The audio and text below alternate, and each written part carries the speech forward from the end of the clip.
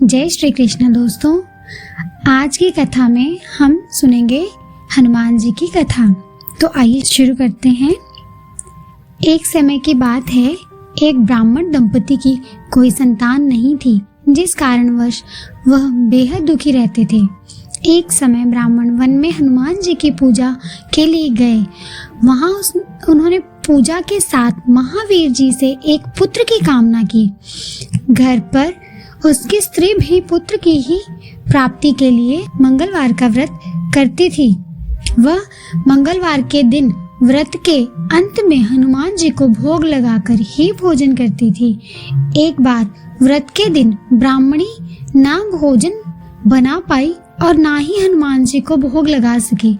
उसने प्रण किया कि वह अगले मंगलवार को हनुमान जी को भोग लगाकर ही भोजन करेगी। वह भूखी प्यासी 6 दिन तक पड़ी रही। मंगलवार के दिन वह बेहोश हो गई। हनुमान जी उसके निष्ठा और लगन को देखकर प्रसन्न हुए। उन्होंने आशीर्वाद स्वरूप ब्राह्मणी को एक पुत्र दिया और कहा कि यह तुम्हारी बहुत सेवा करेगा। बालक को पाकर ब्राह्मणी अति प्रसन्न हुई। उसने बालक का नाम मंगल रखा। कुछ समय उपरांत जब ब्राह्मण घर आया तो बालक को देखकर पूछा कि वह कौन है। पत्नी बोली कि मंगलवार व्रत से प्रसन्न होकर हनुमान जी ने उसे यह बालक दिया है। ब्राह्मण को अपनी पत्नी की बात पर विश्वास नहीं हुआ।